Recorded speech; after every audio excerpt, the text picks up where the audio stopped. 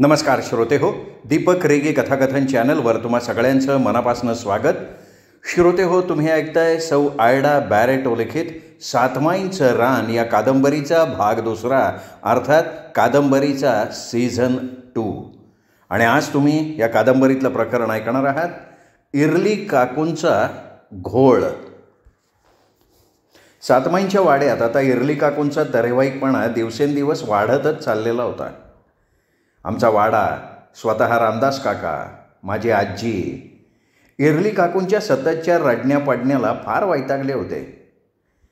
Early काकूंचं वेळी अवेळी येणारे ते हुंदके आमच्या वाड्याला कायमचा उदास भाव त्यामुळे चिकटून राहिलेला होता. सगळ्यात जास्त आजीला वैताग आला होता तो म्हणजे आरा काकांचं असं झालं आणि त्यात आम्ही पोरं घरीच होतो. त्यामुळे आमचा गोंगाट ऐकून इरली काकू आम्हा पोरांना शिव्या घालत रडत राहायच्या. त्या आंब्याच्या जत्रेहून आल्यापासनं काकू अगदी डोकं फिरल्यासारख्या वागत होत्या. त्यामुळे रामदास काका आणि आत्मा तुकादादा वैतागून त्यांच्याशी जेवढ्यास तेवढं बोलून वागत होते आणि त्यांच्या त्या तशा वागण्यानं काकूंचा आणखीन तिळपापड होत होता. एकदा माझी आई आम्हाला वाढताना बाबांना हसत हळूच म्हणाली, अहो ऐकलं का, आता इरली वहिनी सगळ्यांना सांगत फिरेल की आमचे मास्तर गौरीला सातमाईंच्या पोरांमुळे घेऊन पळाले.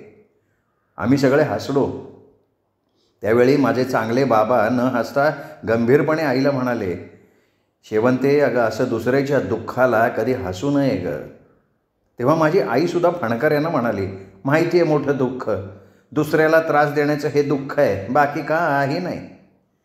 हे असं सगळं चाललेलं असताना एक नवीनच घोळ होऊन बसला होता. म्हणजे त्याचं काय झालं होतं, इरली काकू एकदा दौलती काकांच्या विहिरीवर पाणी भरायला गेल्या असताना तिथे त्यांना मुंगळे आणि बस्त्या भेटले होते आणि दुसऱ्याच्या मनस्थितीचा गैरफायदा घेणाऱ्या त्या दोघांनी त्यांना काय काय सांगितलं देव जाणे. दुपारी जेवायला आलेल्या रामदास काकांना त्या म्हणाल्या, अहो मी एक निर्णय घेतला आहे, मला आता ह्या वाड्यात राहायचं नाही, मी तसं सखाशी बोलली आहे. रामदास काका आश्चर्यानं म्हणाले, कोणाशी बोललीस तू? तशा त्या म्हणाल्या, ते महत्त्वाचं नाही आहे, मला म्हणायचं होतं, आज मला ते 2 धनगर भेटले होते, त्यांच्याशी मी बोलले. ते मला म्हणाले, ताई तुम्ही सांगाल त्या किमतीवर आम्ही तुमची जमीन घेऊ. मी ठरवलं आहे, आपण त्या धनगरांना आपली जमीन विकायची आणि सरळ कोल्हापूरला निघून जायचं आणि आबांनी माझ्या वाटणीची जी जमीन ठेवली आहे त्यात आपला वाडा बांधून राहायचं. नंतर तुम्हाला जमिनीत खपायची गरज नाही, आपले आत्मा तुका कोल्हापुरात शिकतील. मला हा वाडा सोडायचा आहे, बस. मला इथल्या कोणाचं तोंडसुद्धा बघायचं नाही आहे. तेव्हा तुम्ही उद्या आईकडे बोला आणि त्या धनगराकडे आपल्या जमिनीचा सौदा करून टाका. तेव्हा एवढा वेळ आपल्या पत्नीचं बोलणं ऐकणारे आमचे रामदास काका संतापून ओरडले, इरले तुझं काय टाळकं बेळकं फिरलं आहे का? तू कसली आणि कोणाची जमीन विकण्याबद्दल बोलतेयस? ही सगळी जमीन आणि हा वाडा माझ्या आईचा आहे. आम्ही सगळी भावंडं फक्त नावापुरतं या जमिनीचे मालक आहोत आणि तू ती जमीन मुंगळ्याला विकायला सांगतेस. जर पुन्हा असं काही अभद्र बोललीस ना, थोबाड फोडी ना तुझं. तुला इथे राहायचं नसेल तर तू आत्ता आबांकडे जाऊन कायमची राहा, मला त्यामुळे काहीही फरक पडत नाही. तिथे हे सगळं एवढ्या जोरात चाललं होतं की आमचा सगळा वाडा स्तब्ध होऊन ऐकत राहिला होता. माझी आजी तर भयंकर अस्वस्थ झाली. त्यात तिला हा मुंगळ्या धनगर आरा काकांकडे जमिनीबद्दल विचारायला गेला होता हे आज सकाळी कळलं होतं. म्हणजे आत्या सीता काकूंकडे गेली तेव्हा त्यांनी तिला हे सांगितलं होतं. म्हणजे हा मुंगळ्या आता सगळ्या गावाला डावलून इथे धनगरवाडी वसू बघतोय हे माझ्या चाणाक्ष आजींनी ओळखलेलं होतं. त्याची आता इतकी हिंमत झाली होती की तो आता खोताच्या जमिनी चिरण्याचा प्रयत्न करत होता. माझ्या म्हाताऱ्या आजींनी ठरवलं आपण ह्या मुंगळ्याला अडवायचं. तरी तिला त्यावेळी हे सुद्धा माहिती होतं की ती काय करू शकणार होती. पैशाची ताकद तिला माहिती होती.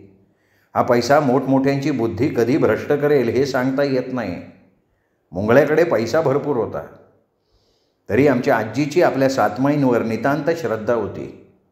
ही मांजरीवाडी सातमाईंची होती आणि सातमाई असं काहीही होऊ देणार नाहीत ह्यावर तिचा विश्वास होता. इथे मुंगळ्या आरा काकांकडनं पायावर दगड खाऊन आपल्या वाड्यात आला तेव्हा तो भयंकर चिडला होता आणि त्या रागानं जेव्हा कावत्या त्याला बोलवायला आला तेव्हा तो न्याहारीसुद्धा न करता खिन्ना काकांच्या वाड्यावर गेला होता. मुंगळा असा आल्यानंतर किन्ना काका त्याला आपल्या मळ्यातला मधुचंद्र साजरा करायच्या झोपडीत घेऊन गेले. तिथे अगोदरच आणून ठेवलेली दारू पीत, दाणे खात झोपडीचं दार बंद करून बराच वेळ दोघं कुजबुजत होते. म्हणजे किन्ना काका त्याला काही हलक्या आवाजात सांगत होते आणि मुंगळ्या दारूचे घोट घेत घेत डोकं हलवत होता. आज मुंगळ्याला एकाच गोष्टीचं भयंकर समाधान झालं होतं. तो किन्ना काकांच्या बरोबरीनं बसून दारू पीत होता आणि किन्ना काकांना एकेरी संबोधून त्यांच्याशी बोलत होता. म्हणजे आता तो किन्ना काकांच्या बरोबरीचा होता आणि तेच त्याला त्या क्षणी फार मोठं समाधान देऊन गेलं होतं. त्या झोपडीत त्या दोघांची बराच वेळ कुजबूज चालली होती. त्यांच्या हावभावावरनं ही चर्चा ठीक नाही आहे हे जाणवत होतं. नंतर दारू प्यायलेला मुंगळ्या खूप उशिरानं जायला निघाला. जाताना तो म्हणाला, किन्ना तुवा काम होईन, पण तो तुझा मागला बाभळीचा रान मना द्यायचा इसरू नगस, नाहीतर म्या तुवा पण काम करीन यो ध्यानात ठेव. आणि किन्ना मना तो रान फुकट न गय, त्या रानाचा पैका देईन मी तुला. हे ऐकून वाईट किन्ना काकांनी भलतंच खुश होऊन आपलं डोकं हलवून ठीक आहे गाड्या असं म्हणून मुंगळ्याच्या पाठीवर थाप मारली होती. नंतर ते अभद्र मुंगळे आणि बस्त्याची कृष्णकृत्य आमच्या शांत मांजरीवाडीत सुरू झाली होती.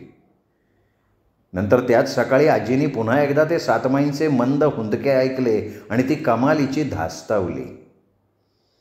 आमची ती एकच खोलीची शाळा आता रहीम मास्तरांच्या अभावी बंद झाली होती. त्यामुळे आजीनं तातडीनं गाव बैठक बोलवली होती.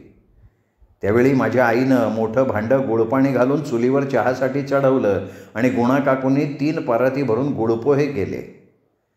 या गाव बैठकीला सगळ्या मांजरीवाडीतल्या गावकऱ्यांना आमंत्रण दिलं गेलं. फक्त आराकाकांच्या वाड्यात तसंच मुंगळ्याच्या वाड्यात हे आमंत्रण गेलं नव्हतं. तसं पूर्वी आराकाका कधीही गाव बैठकीला येत नसत हे तुम्हा सगळ्यांना माहिती आहे. पण तरीही एक गावचे सदस्य म्हणून त्यांना आमंत्रण पाठवलं जाईल. पण आत्ता त्यांची मनस्थिती बघून त्यांना हे आमंत्रणसुद्धा दिलं गेलं नव्हतं. त्या मुंगळ्याला तो या गावचा नाही तर बाहेरचा आहे म्हणून आमंत्रण दिलेलं नव्हतं.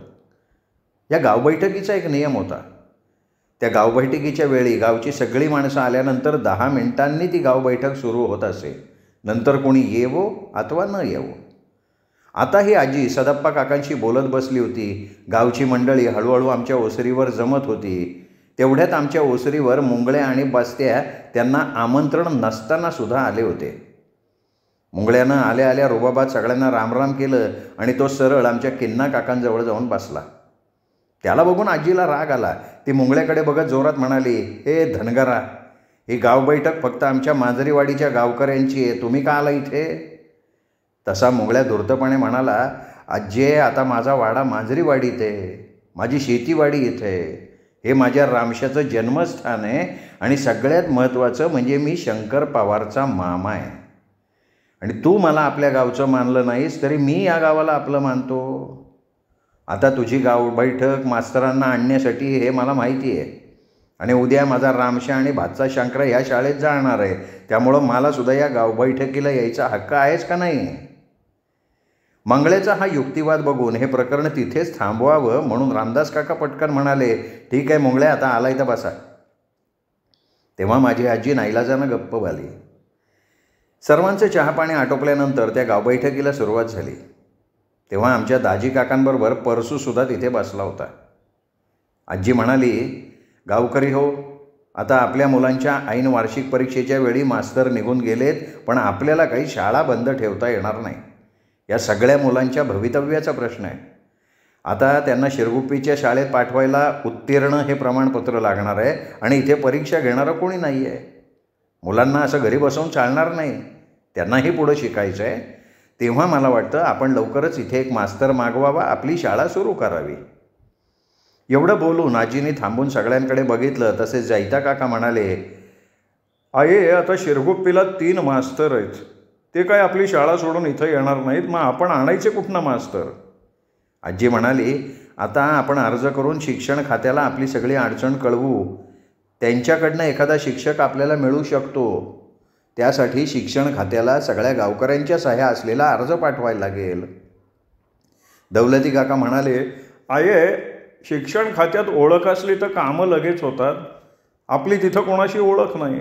तरी त्या शिरगुप्पीच्या हेडमास्तरांना सांगून हे काम करावं असं मला वाटतं आहे. आजी म्हणाली, मी त्याचासुद्धा विचार केला आहे. आमच्या आनंदीचे सुरेश रमेश चिकोडीला शिकतात. तिथले परदेशी नावाचे हेडमास्तर रामदास आणि आनंदीच्या चांगल्या ओळखीचे आहेत. त्यांच्याकडे आनंदी आणि रामदास अर्ज घेऊन जातील, म्हणजे ते शिक्षण खात्याला अर्ज पाठवून आपलं काम त्यांच्या ओळखीनं लगेच करतील. सगळ्यांनी माना हलवल्या. तसे नेहमी खवचटपणे बोलणारे आमचे किन्ना काका मध्येच हसत म्हणाले, आहे आता आपण अर्जात काय लिहायचं? रहीम मास्तर आराच्या गौरीला घेऊन पळाले, त्यामुळे आम्हाला तातडीनं दुसरा मास्तर पाहिजे. आजी म्हणाली, किन्ना तू तोंड सांभाळून बोला. आम्ही लिहितो, आमचा मास्तर किन्नाच्या दुमी आणि गंगेला घेऊन पळाला, तेव्हा आम्हाला तातडीनं मास्तर पाहिजे असं लिहिलं तर चालेल का तुला? अये माझं चुकलं. काय हे, मी नेहमी खरं बोलणारा माणूस आहे ना, म्हणून तसं बोललो. माहिती आहे रे किन्ना, तू किती खरं बोलतोस ते. तुला ह्या गाव बैठकीत बसायचं नसलं ना तर तू तुझ्या या मित्राला घे आणि निघून जाईत ना. त्यावेळी हे प्रकरण आता वाढायला नको म्हणून रामदास काका मध्ये पडले आणि म्हणाले, जाऊ दे आहे, आपण अर्जात मास्तरबद्दल काय लिहायचं? आजी म्हणाली, आमचे रहीम मास्तर आपली आई आजारी आहे म्हणून मुंबईला गेले, ते परत आलेले नाहीत. त्यामुळे ते परत येणार आहेत का नाही हे सुद्धा आम्हाला माहिती नाही. त्यामुळे इथे दुसरे शिक्षक आम्हाला हवे आहेत. आता आमच्या माजरेवाडीतली शाळा ऐन वार्षिक परीक्षेच्या वेळी बंद झाली आहे, त्यामुळे मुलांचं 1 वर्षाचं नुकसान होणार असून त्यासाठी त्वरित एखादा आमच्या माजरेवाडीत शिक्षक पाठवण्याची कृपा करावी.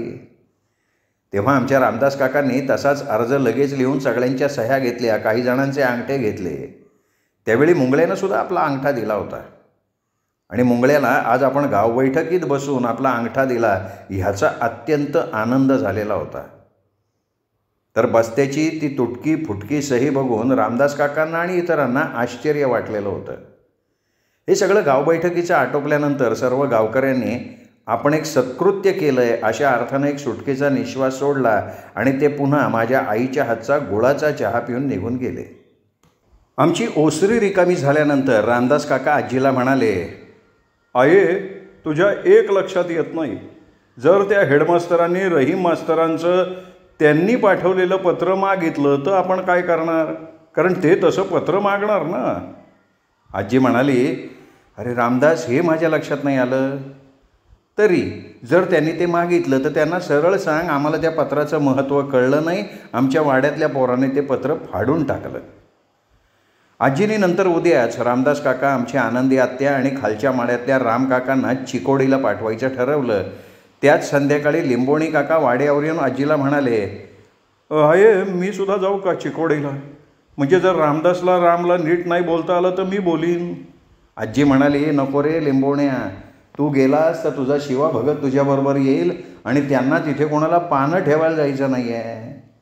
तसे लिंबोणी काका नाराज झाले आणि म्हणाले, अये आम्ही पानं ठेवतो म्हणून ती भूतं झाडावरनं शेतावरनं खाली येत नाहीत, आम्ही सुरक्षित राहतो. अरे लिंबोण्या, इथे लंगड्या केन्ना ते धनगर ही मोठी भूतं असताना ती झाडावरची लहान भूतं रे कशी खाली उतरणार? अरे रामदास आणि आनंदी चिकोडीला गेले तर सुरेश रमेश करता आनंदी 4 दिवस तिथेच राहील आणि तू गेलास तर आराकडे लक्ष कोण ठेवील? म्हणून म्हणते त्यांना जाऊ दे. तेव्हा लिंबोणे काकांना आजीचं म्हणणं पटलं आणि ते बरं आहे म्हणून निघून गेले. तेव्हा आजीने सुटकेचा निश्वास सोडला होता, कारण लिंबोणी काका कुठेही गेले की शिवा भक्ताला घेऊन जात, काळवेळ न बघता कुठेही पानं ठेवत. त्या संध्याकाळी माझ्या आईने आणि काकूंनी आमच्या सुरेश रमेश दादांसाठी घाईघाईनं बरंच फराळाचं करून बांधलं होतं आणि दुसऱ्या दिवशी भल्या पहाटे एसटीनं आमचे राम काका, रामदास काका आणि आनंदी आत्या चिकोडीला रवाना झाले. ते गेल्यानंतर सगळी मांजरीवाडी त्यांच्या येण्याकडे डोळे लावून बसली होती. आमची मंडळी चिकोडीला पोहोचली तेव्हा सुरेश रमेश आपल्या आईला आणि मामाला असा अचानक आलेले बघून त्यांना सुखद धक्का बसला. पण जेव्हा रहीम मास्तर प्रकरण त्यांना कळलं तेव्हा त्यांना आरा काकांचं फार म्हणजे फार वाईट वाटलं. त्यावेळी ते 9वीत होते. दुसऱ्याच दिवशी ते सगळे परदेशी हेडमास्तरांना भेटायला गेले आणि रहीम मास्तरबद्दल सांगून त्यांना तो अर्ज दिला. त्यावेळी परदेशी हेडमास्तर म्हणाले, रहीम मास्तरांची आपण पुन्हा मांजरीवाडीला येणार नाही, तुम्ही दुसरा शिक्षक बघा अशा अर्थाची चिठ्ठी ह्या अर्जाला जोडायला लागणार. ती चिठ्ठी कुठे आहे? रामदास काका म्हणाले, अहो तोच घोळ झाला. मी ते पत्र वाचलं आणि ठेवलं, पण आमच्या वाड्यातल्या मुलाने ते फाडून टाकलो. तसे हेडमास्तर चष्म्यावरून बघत म्हणाले, अरे अरे अरे अरे, त्या पत्राची या अर्जाला गरज होती. आता त्या रहीम शिक्षकाचा मुंबईचा पत्ता तुम्हाला माहिती असेल तर अगोदर त्यांना पत्र लिहा, त्यांचा राजीनामा मागून घ्या. त्या राजीनाम्याने तुमचं काम होऊ शकतं. रामदास काका घाईघाईत म्हणाले, अहो ते मुंबईला कुठे राहतात, त्यांचे तिथे कुठे नातेवाईक आहेत हे आम्हाला कोणालाच माहीत नाही. म्हणजे तशी आम्हाला कधी गरजच नाही ना भासली. त्यात ते एकदा उठले आणि आई आजारी म्हणून सरळ निघून गेले. तेव्हा परदेशी हेडमास्तर विचार करत म्हणाले, अहो पण त्यांनी पाठवलेल्या पत्रावर त्यांचा पत्ता तुम्ही वाचला असेल ना.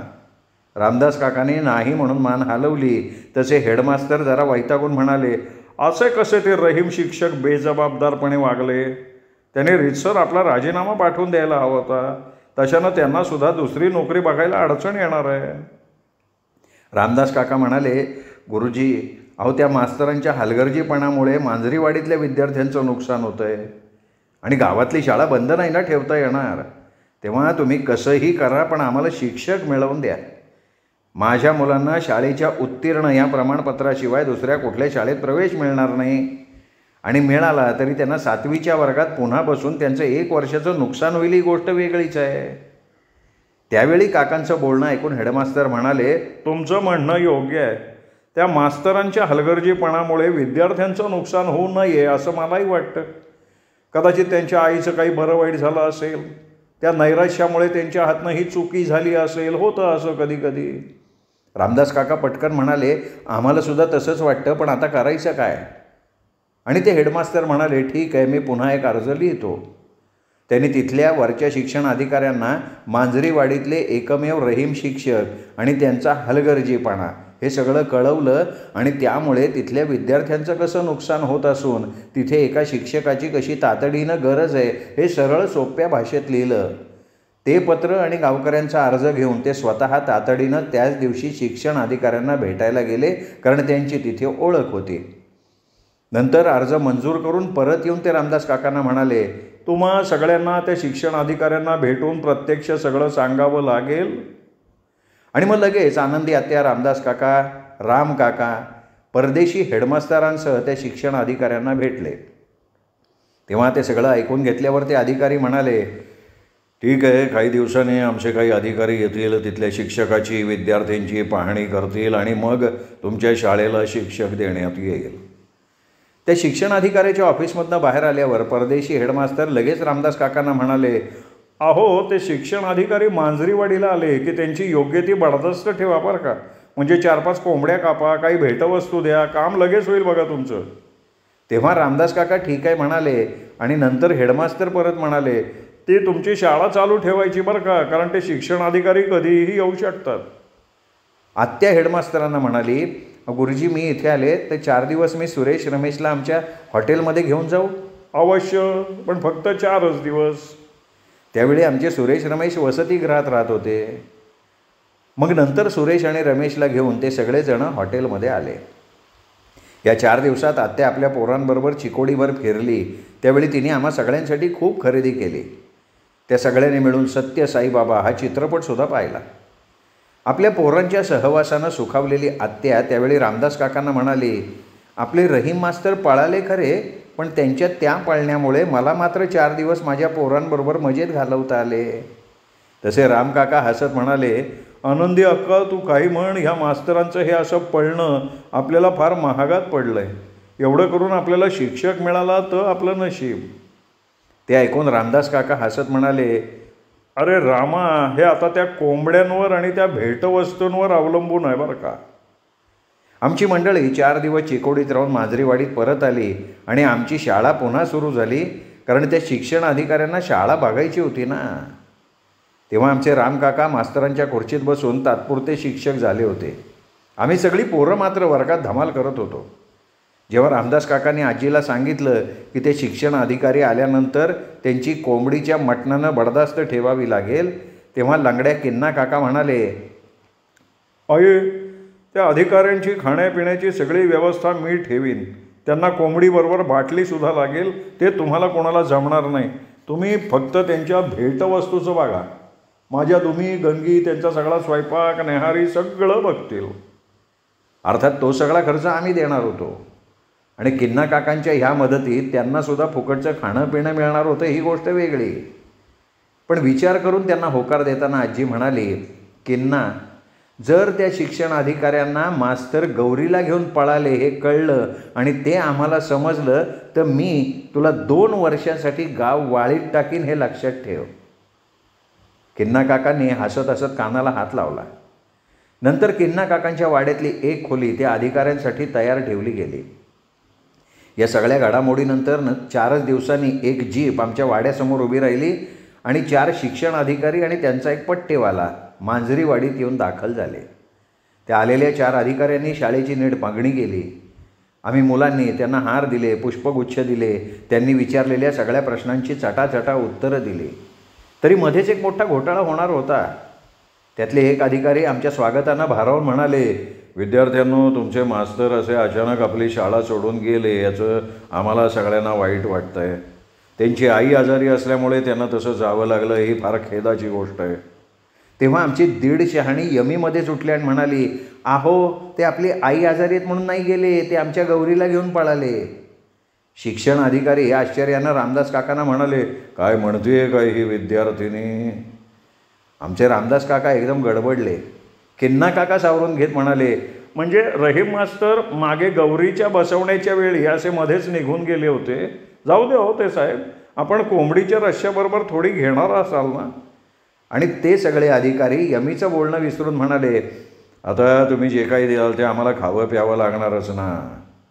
किन्ना काका घाईघाईनं आत्मारामला म्हणाले, आत्मा, शाळा सुटल्याची घंटी वाजव आणि तुम्ही पाहुणे माझ्या वाड्यावर गरमागरम नेहारीसाठी चाला. नंतर ते सगळेजण किन्ना काकांच्या वाड्यावर निघाले. तेव्हा एकाच खोलीच्या शाळेचं फार कौतुक त्या अधिकाऱ्यांनी केलं. तसंच विद्यार्थ्यांची कमी संख्या बघून एक खोलीची शाळा आणि एकच शिक्षक पुरे हे त्यांना पटलं होतं. पण हे सगळं पटण्यासाठी त्या 4 अधिकाऱ्यांनी 5 दिवस कोंबड्या, दारू, मटण मस्त हाणलेलं होतं. नंतर मनमस्त पाहुणचार झोडून नाईलाजानं ते अधिकारी 5 दिवसांचा आपला दौरा आटोपून जायला निघाले. तेव्हा त्यांच्या जीपमध्ये 4 शेंगांची पोती, गुळाच्या ढेपा, ज्वारी आणि डाळीची पोती, दारूच्या बाटल्या अगदी प्रेमानं ठेवण्यात आल्या होत्या. किन्ना काकांनी त्या सगळ्यांच्या हातावर चिरीमिरीसुद्धा टेकवली होती. ते अधिकारी जाताना अत्यंत खुश होऊन आजीला म्हणाले, अहो, तुम्ही कोणी कसली काळजी करू नका, आता आम्ही गेलो की लगेच शिक्षक इकडे येणार.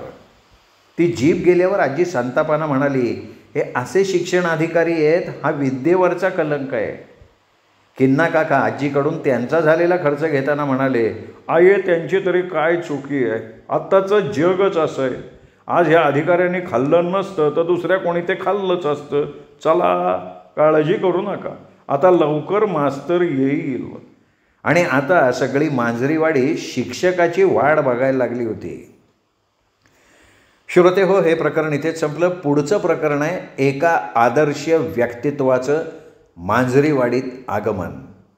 ऐकूयात हे प्रकरण उद्यापासून दीपक रेगे कथाकथन चॅनलवर. तोपर्यंत नमस्कार श्रोते हो.